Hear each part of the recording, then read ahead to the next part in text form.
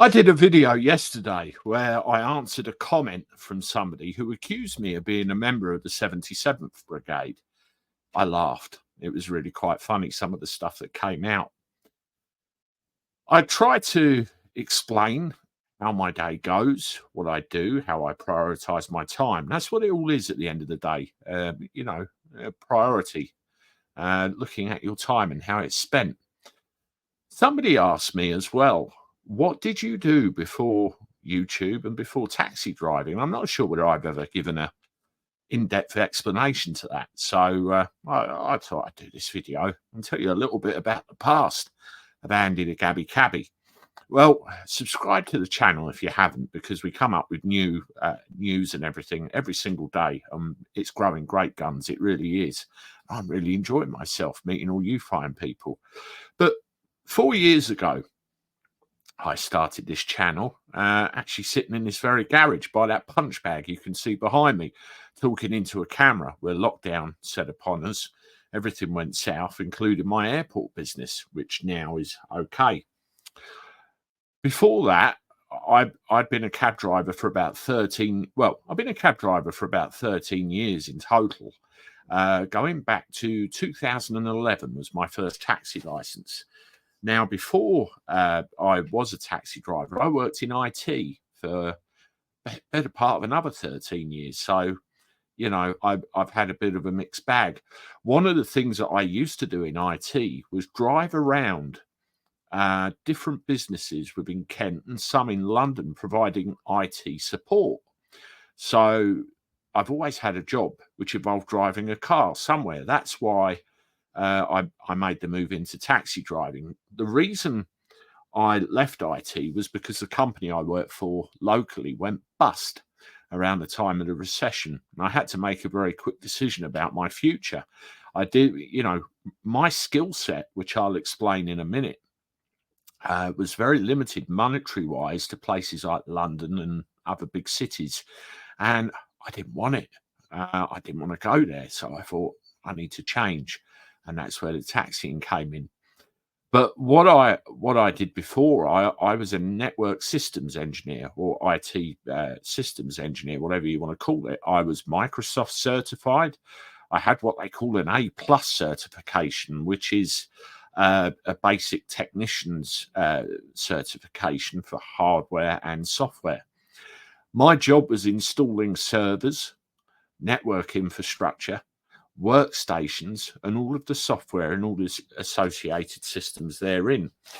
One of my specialities was emails.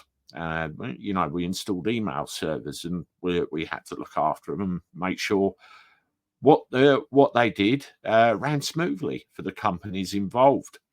And I was very, very knowledgeable on the transmission of information over networks, computer networks, both internally and externally between one site and another over what we refer to today as a VPN. Now, networks, I'll tell you this little fact, are very useful things when it comes to tracing information. What we used to get every now and again, we used to get people, external threats and external sources attack our customers' networks, trying to hack in, you see, and steal information. And there used to be telltale signs of an attack imminent where things would slow down or other odd things started happening. Now, when you send a piece of information, be it a letter, an email, or anything else from one point to another, be it in the same building or outside, the path of that piece of information is tracked precisely on what are called routing tables and route logs, and you can see exactly where it started, exactly where it went through which servers, and exactly where it ended up. And the basic principles of this system really haven't changed much over the last 20 years or so. One speciality I had particularly was emails. You see, when you pull up an email, you get who it's from, who it's to, the subject, what's in it, and any attachments. Very simple. But what you don't see is an invisible, what they call a header. And if you know how to get into that header and break it down and analyze it, you can see exactly where the email started, Now, where the email started can either be from its place of origin. It can go as far as a router in somebody's house. In fact, I've seen examples of that sometimes, or even a country of origin. Believe it, you can get that specific. You can then trace it through every server that it goes through over its route from A to B, where it finally reaches its destination. And you can get all the routing information and everything else you need to be able to diagnose where this attack, this threat, or this message has come from and act accordingly. It's really, really not that difficult to understand once you get into the meat and potatoes of it. And it's worked that way ever since. It's just amazing how much works in the background.